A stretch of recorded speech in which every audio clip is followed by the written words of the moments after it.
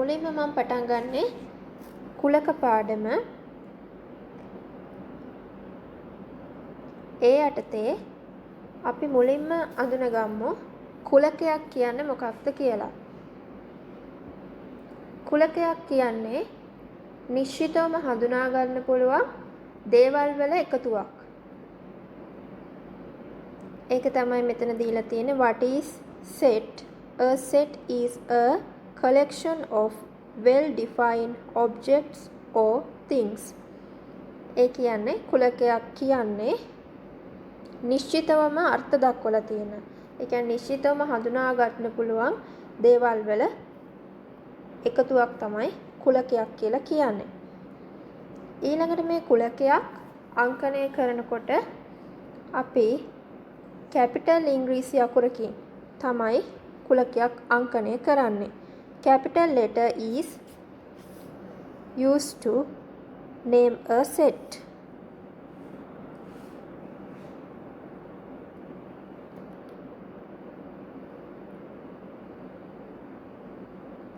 මේ කුලකයකට අයිති දේවල් වලට අපි කියනවා කුලකයේ අවයව කියලා. An element is an object contained in a set. අවයවයක් කියලා කියන්නේ කුලකයකට අයිති දේවල්. අවයව කියලා කියන්නේ. මෙතන එක්සැම්පල් එකක් දීලා තියෙනවා ඔයාලට. A සමානයි සංගල වරහන් ඇතුලේ තමයි කුලකයක් දක්වන්නේ අපි. එතකොට 2 4 6 8. මේ 2 4 6 8 කියන්නේ A කියන කුලකයේ අවයව. මෙතන දක්වලා තියෙන එක තමයි 2 4 6 and 8 are called elements of set A. ඒ කියන්නේ 2 4 6 8 කියන්නේ මේ A කියන කුලකයේ අවයව. එලිමන්ට්ස් කියන අවයව. එතකොට 2 4 6 8 කියන්නේ A කියන කුලකයේ අවයව. ඒක තමයි මේ A සමානයි සංගල වරහන් ඇතුලේ 2 4 6 8 කියලා දක්වලා තියෙන්නේ. අපි බලමු sets notations. ඒ කියන්නේ කුලක අංකණයේදී භාවිත වන සංකේත ටිකක් ගැන තමයි ඊළඟට ඉගෙන ගන්න යන්නේ. ඔයාලට පේනවා ඇති මේ පළවෙනි notation එක. මේකේ අදහස තමයි is an element of. ඒ කියන්නේ අවයවයක් වේ. උදාහරණයක් දීලා තිනවා. 2 අවයවයක් වෙනවා 1 2 3 4. ඒ කියන්නේ 1 2 3 4 අවයව අඩංගු කුලකයේ මේ 2 අවයවයක් වෙනවා. ඔයාලට පේනවා 2 කියන අවයවයේ කුලකය ඇතුලේ තියෙනවනේ. එහෙනම් 2 අවයවයක් වේ. මෙන්න මේ 1 2 3 4 අවයව අඩංගු කුලකයේ. එතකොට මේ notation එක use කරන්නේ අවයවයක් වේ කියන්න. element is an element of කියන්නේ ඒක. ඊළඟට මෙන්න මේ notation එක use කරන්නේ is not an element of. අවයවයක් නොවේ කියන්න. ඒකට example එකක් දීලා තියෙනවා. 2 අවයවයක් නොවේ 1 3 5. ඒ කියන්නේ 2 අවයවයක් වෙන්නේ නැහැ මේ 1 3 5 කියන අවයව අඩංගු කුලකේ. ඔයාලට පේනවා 2 කියලා අවයවයක් මේකේ නැහැ. එහෙනම් 2 අවයවයක් නොවේ 1 3 5 කියන අවයව අඩංගු කුලකේ. notation එක තමයි union of set. මේ සංකේතය පාවිච්චි කරන්න union of set. union of set කියන්නේ අපි කුලක මේලය කියලා කියන්නේ. උතර කුලක මේලයේදී 1 2 3 3 4 8 කියලා උපකුලක දෙකක් තිබ්බොත් මේ උපකුලක දෙකෙන් එකකට අයිති වුණත් දෙකටම අයිති වුණත් ඒ ඔක්කොම අවයව ටික එනවා මේලයේදී. 1 2 3 3 4 8. එතකොට මේලයේදී මේ ඔක්කොම අවයව ටික එනවා 1 2 3 4 8 කියලා. ඊළඟ notation එක තමයි intersection of set. ඒ කියන්නේ කුලක ඡේදනය. කුලක ඡේදනයේදී අපි දන්නවා 1 2 3 3 4 8 කියලා තිබ්බොත් මේ උපකුලක දෙකටම පොදු අවයව ටික විතරයි කුලක ඡේදනයේදී එන්නේ. එහෙනම් 1 2 3 ඡේදන 3 4 8 කියන්නේ පොදු අවයවය 3නේ. එතකොට 3 විතරයි එන්නේ කුලක ඡේදනයේදී. intersection of set. ඊළඟ notation එක subset of set. මෙන්න මේ නොටේෂන් එක යූස් කරන්නේ subset of set. ඒ කියන්නේ උපකුලකයක් වේ කියන්නේ. කුලකයක උපකුලකයක් වේ. 1 2 3 කියන එක උපකුලකයක් වෙනවා. 1 2 3 4 8 කියන ප්‍රධාන කුලකයේ. නම් මේ උපකුලකයක් වේ කියන තමයි මෙන්න මේ නොටේෂන් එක යූස් කරන්නේ. ඊළඟට මේ නොටේෂන් එකේම අනෙක් පැත්ත ඒක superset of set. මේක යූස් වෙනවා ගොඩක් අඩුයි. ඒකේ තේරුම තමයි 1 2 3 4 8 කියන ප්‍රධාන කුලකය වෙනවා.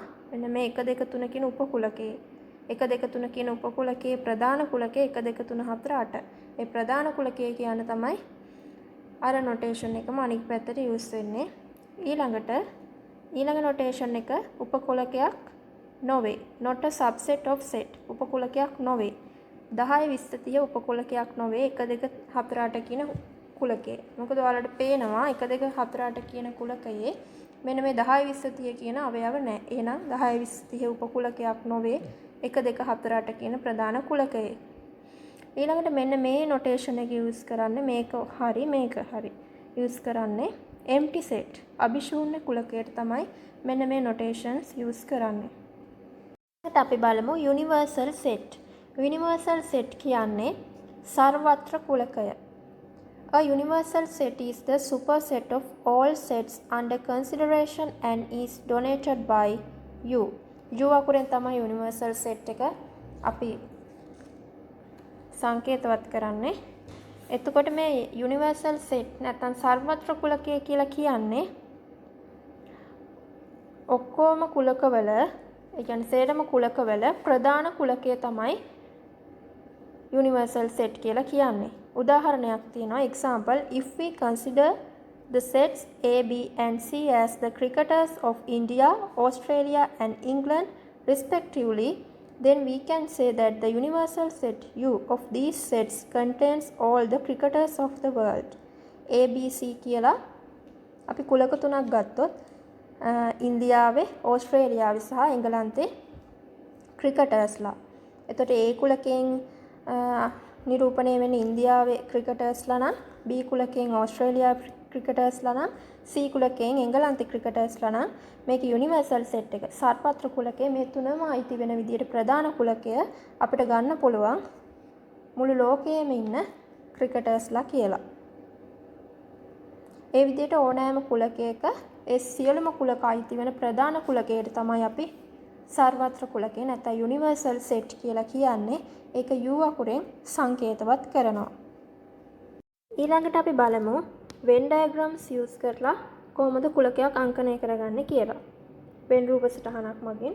එහෙනම් අපි බලමු මෙතන A කියන කුලකයේ set A අවයව 1 2 3. set B කියන කුලකයේ 3 5 7. එතකොට අපිට පේනවා A කියන කුලකයේ අවයව තමයි 1 2 3. elements of set A are 1 2 3. element of set B are 3 5 7. එතකොට B කුලකයේ අවයව 3 5 7. එහෙනම් common element of set A and B is 3. මේ A සහ B කියන කුලක දෙකටම පොදු අවයවය 3. එහෙනම් ඒක අපි Venn diagram එකක දක්වන්නේ මෙහෙමයි. මේ රවුමෙන් A කුලකයේ සංකේතවත් වෙනවා. මේ රවුමෙන් B කුලකයේ සංකේතවත් වෙනවා. මේ දෙකටම පොදු අවයවය වෙන 3 මෙතන තමයි අපි දක්වන්න ඕනේ. එහෙනම් A කුලකයේ අවයව 1 2 3, B කුලකයේ 3 5 7. ඒකෙත් Aටයි Bටයි පොදු අවයවය 3 නිසා අපි 3 මෙන්න මේ විදිහට ඡේදනය වන ඒරියා එකේ තමයි දක්වන්නේ. අපි බලමු මේ Venn diagram එකක් අඳිනකොට අපි දැනගන්න ඕන මූලිකම දේවල් ටිකක්. අපි කලිනුත් කතා කළා notations මොනවද කියලා, union, intersection ඒ විදිහට. පළවෙනි එක ඔයාලට පේනවා A union B. A union B කියන්නේ A මේල B. එහෙනම් Venn diagram එකේ A මේල B කියන්නේ A ට අයිති සහ B ට අයිති ඔක්කොම මේ විදිහට පාට වෙන්න ඕන. Elements that belong to either A or B or both. A ට හෝ B ට අයිති නැත්නම් A හා B දෙකටම අයිති ඔක්කොම ටික A union B. A මේල B වලට අයිති වෙනවා. ඊළඟ එක A intersect B. A ඡේදනය B. Elements that belong to both A and B. A ට සහ B ට අයිති පොදු අවයව ටික තමයි A intersect B නැත්නම් A ඡේදන B කියලා කියන්නේ මෙන්න මේ වෙන් රූප සටහනේ දක්වලා තිනවා පේනවා ඇති A ඡේදනය B. Aට හා Bට පොදු අවයව අයිති ප්‍රදේශය මේක. ඒ නිසා ඒක තමයි පාට වෙන්න ඕන. ඊළඟට A complement. A කියන්නේ A dash. ඒ කියන්නේ Aට අයිති නැති. A complement. Aට අයිති නැති elements that don't belong to A. Aට අයිති නොවන අවයව ටික තමයි A complement කියලා කියන්නේ. එතකොට A complement සංකේතවත් කරන්නේ A dash වලින්. එහෙනම් පාට වෙන්න ඕන මෙන්න මේ පාට වෙලා තියෙන කොළ පාටින් A ටික තමයි. කියන්නේ Aට අයිති නැති A හැර ඉතුරු ඔක්කොම එතකොට පාට වෙන්න ඕන. A හැර ඉතුරු ඔක්කොම තමයි A complement. Aට අයිති නැති. තව Venn diagrams ටිකක් බලමු. Intersection of two sets. මේ විදිහට ගන්න පුළුවන්. එතකොට මේකේ Venn diagram එකේ මේ circle එක A මේ circle එක B කියලා සලකන්න. එතකොට intersection of two sets.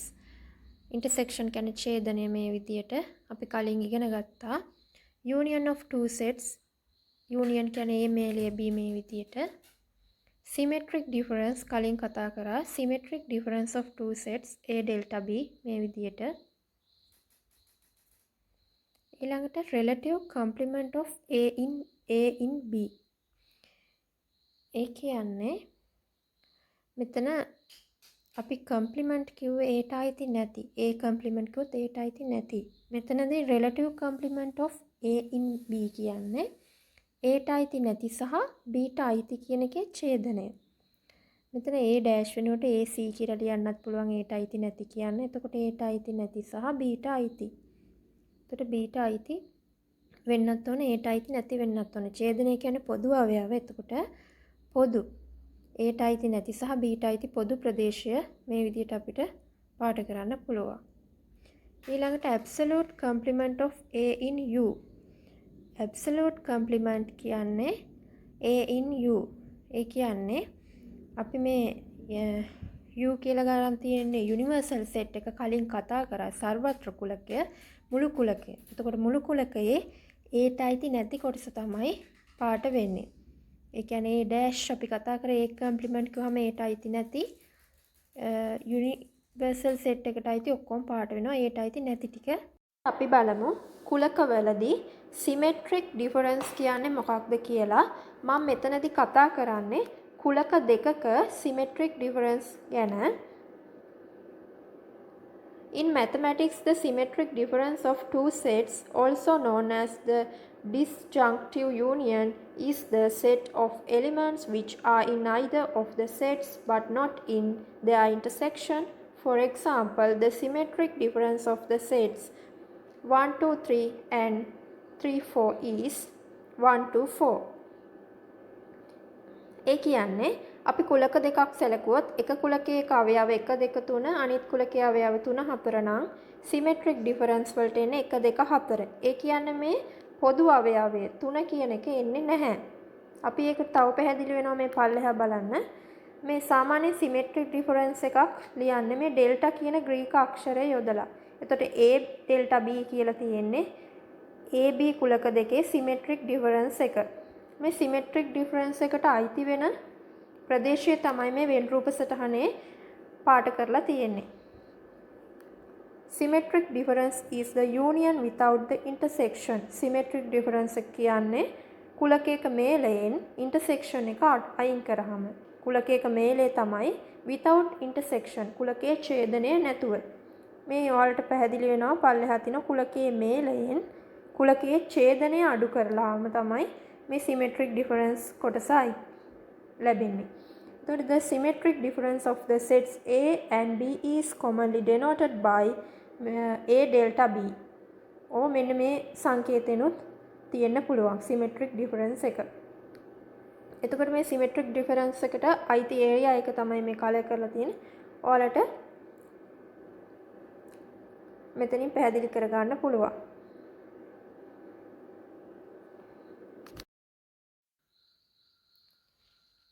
ඊළඟට අපි බලමු ඒ වගේම තවත් Venn diagrams ටිකක්. මෙතන තියෙනවා set A.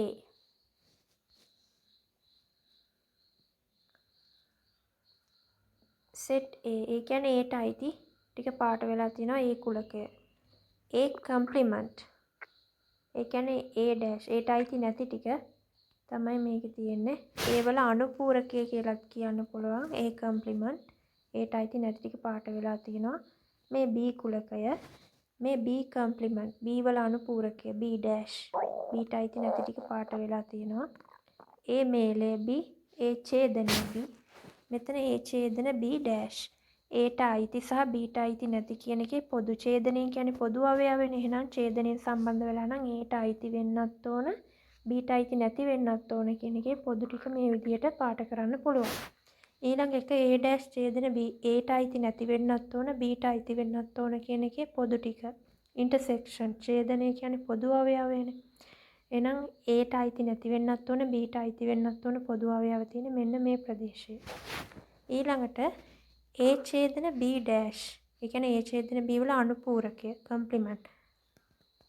මෙතනදී ඉස්සෙල්ලම අපි අනුපූරකය හොයන්න කලින් ඡේදන A ඡේදන B හොයාගත්තොත් මෙතනනේ. A ඡේදන B අයිති ප්‍රදේශයේ මේ ටික ඒට අයිති නැති ප්‍රදේශය කිව්වම ඒ ටික නැතුව ඉතුරු ටික තමයි පාට වෙන්න ඕන. ඒක තව A' මේල B' කියලා ගත්තත් ওই ප්‍රදේශයේම තමයි පාට වෙන්නේ. ඒ නිසා මේ ප්‍රකාශන දෙක සමාන වෙනවා. ඊළඟට මෙතන A' ඡේදන B'. Aට අයිති නැති සහ Bට අයිති නැති කියන එකේ පොදු ප්‍රදේශය. Aට අයිති නැති වෙන්නත් ඕන Bට අයිති නැති වෙන්නත් ඕන. ඒකම සමාන වෙනවා A මේල B'. A මේල B කිව්වොත් අපි දන්නවා මේ රවුන්ඩ් දෙක. ඒකේ ඩෑෂ් කිව්වොත් ඒ රවුන්ඩ් දෙක නැතුව ඉතුරු ටික. එහෙනම් මේ ප්‍රකාශන දෙකත් එකිනෙක සමාන වෙනවා. ඊළඟට A' මේල B. Aට අයිති නැති ටික සහ Bට අයිති. Aට අයිති නැති වුණත් මේලේදී පාට වෙනවා. එකකට හෝ දෙකටම අයිති ඔක්කොම පාට වෙනවනේ මේලේදී යූනියන් වලදී. එතකොට A කම්ප්ලිමන්ට් යූනියන් B. A වල අනුපූරකය සහ B වල B කියන එකේ මේලය. එහෙනම් Aට අයිති නැති වුණත් පාට වෙනවා Bට අයිති වුණත් පාට වෙනවා. එතකොට මේ ටික පාට වෙනවා. ඊළඟට මේකේ තියෙන්නේ A මේල B'. නැත්නම් A යූනියන් කම්ප්ලිමන්ට් B. එතකොට මෙතනදී Aට අයිති වුණත් පාට වෙනවා Bට අයිති නැති වුණත් පාට වෙනවා. ඒකම තමයි මෙතන A' ඡේදන B වල ඩෑෂ්. A' ඡේදනයේ B කිව්වොත් Aට අයිති නැති සහ Bට අයිති කියන එකනේ. ඒකේ ඩෑෂ් කිව්වොත් ඒ ටික නැතුව ඉතුරු ටික. මේ දෙක සමානයි. මෙතනදිත් එහෙමයි Aට අයිති Bට අයිති නැති කියපුවාම මේ ටික. ඒකේ ඩෑෂ් කිව්වම මේක නැතුව ඉතුරු ටික. මේ ප්‍රකාශන දෙක සමානයි මේ ප්‍රකාශන දෙක සමානයි. ඊළඟට මෙතන A' ඡේදන B'. Aට අයිති A' ඡේදන B'. ඒ කියන්නේ Aට අයිති නැති සහ Bට අයිති නැති කියන එකේ පොදු ටික. මේලය A ඡේදන B. ඉස්සෙල්ලම මේ ප්‍රකාශන දෙකක් තියෙද්දි අපි බලන්නේ මැද සම්බන්ධ වෙලා තියෙන්නේ කොහොමද කියලා. මේලයෙන් යූනියන් එකෙන්. එහෙනම් යූනියන් නම් මේ දෙක මේකට අයිති උනත් පාට වෙනවා මේකට අයිති උනත් පාට වෙනවා. දැන් මේකට අයිති ටික ඉස්සෙල්ලා පාට කරන්න. Aට අයිති නැති සහ Bට අයිති නැති කියන එකේ පොදු ටික කියන්නේ මෙන්න මේ වටේ ටික පාට වෙනවා. ඊට පස්සේ මේලේ A ඡේදන B. A ඡේදන B ටිකත් පාට වෙනවා. මෙතනත් සම්බන්ධ වෙලා තියෙන මේලයෙන්. එහෙනම් දෙකටම දැන් මෙතන ඡේදනය තිබ්බනම් ඉන්ටර්සෙක්ෂන් ඡේදනය තිබ්බනම් දෙකටම පොදු අවයව ටික පාට වෙන්න ඕනේ. මෙතන තියෙන මේලේ නම් මේකට අයිති උනත් පාට වෙනවා මේකට අයිති උනත් පාට වෙනවා. එහෙනම් A ඡේදන B'. Aට අයිති සහ Bට අයිති නැති කිව්වහම මේ ටික. මේලය Aට අයිති නැති සහ Bට අයිති කිව්වහම මේ ටික. ඒතර මේක මතක ඇති ඔයාලට සිමෙට්‍රික් ඩිෆරන්ස් එකේදීත් අපි මේ ටික තමයි පාට කරේ. ඊළඟට අපි බලමු 3 circle Venn diagrams. කුලක තුනක් තියෙන ඒවා. මෙතනදී A, B, C කියලා කුලක තුනක් තියෙනවා ඔයාලට පේනවා ඇති. වෙන් රූප සටහනේ දක්වලා තියෙනවා. එතකොට මෙතනදී මේ තියෙන්නේ A කුලකයේ අයිති සර්කල් එක. මේ B set B ඊළඟට set C set A කුලකය set B කුලකය set C කුලකය.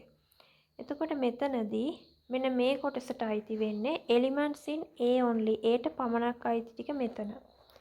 Elements in B only. Bට පමණක් අයිති මෙතන. Elements in C only. Cට පමණක් අයිති මෙතන. ඊළඟට මේ මැද ගත්තොත් elements in A, B and C. A, B, C තුනටම අයිති elements ටික අවයව ටික මෙතන. මේ ටික ගත්තොත් elements in A and B. Aට සහ Bට අයිති ටික මෙතන. Elements in A and C. Aට සහ Cට අයිති ටික මෙතන. ඊළඟට Bට සහ Cට අයිති ටික මෙතන. Elements in B and C. උන්ට බලන්න තේරුම් ගන්න පුළුවන් එතකොට Aට පමණක්, Bට පමණක්, Cට පමණක්. A, B, C තුනටම මෙතන අයිති. මෙතන A සහ Bට පමණක්, A සහ Cට පමණක්, B සහ Cට පමණක් මෙතනදී. මේ වගේ තව උදාහරණයක් A, මේක A, මේක B, මේක C. ඒකට Aට පමණක් මෙතන, Bට පමණක් මෙතන, Cට පමණක් මෙතන. A, B, C තුනටම අයිති ටික මෙතන. මෙතන තියෙන AC දෙකට අයිති. මෙතන තියෙන BC දෙකට අයිති. මෙතන තියෙන්නේ AB දෙකට අයිති.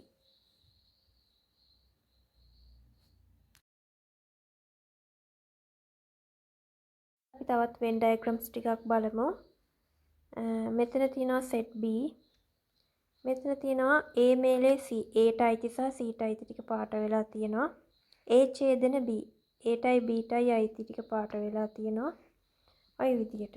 මෙන්න මෙතන A ඡේදන B ඡේදන C. Aට Bට Cට අයිති පොදු ප්‍රදේශය මේ විදියට පාට කරන්න පුළුවන්. එතකොට මෙතන නම් නෑ A union B union C කියලා කිව්වොත් A B C තුනටම අයිති කියන්නේ මේ රවුන්ඩ් තුනම පාට වෙන්න ඕන. ඒ විදියට. හරි. මෙන්න මෙතන B උඩින් C අකුරක් දාන්නේ ඔය අනුපූරකය කියන්නේ කම්ප්ලිමන්ට් එකම තමයි ඩෑෂ් වෙනුවට C දාන්නත් පුළුවන්. B ඩෑෂ් ඡේදන A. Bට අයිති නැති සහ Aට අයිති. මේ පොදු ප්‍රදේශය. මෙතන B ඩෑෂ් Bට අයිති නැති අනිත් ඔක්කොම පාට වෙලා තියෙනවා. C ඩෑෂ් C කියන්නේ C ඩෑෂ් කියන එක. එතකොට Cට අයිති නැති ඔක්කොම පාට වෙලා තියෙනවා. හරි. ඔයාලා මේ වෙන් ඩයග්‍රෑම්ස් එකකින් එක හොඳට බලන්න. බලලා තමන්ට තනියෙන් මේවා මේ විදිහට පාට කරන්න පුළුවන්ද කියලා කරලා බලන්න.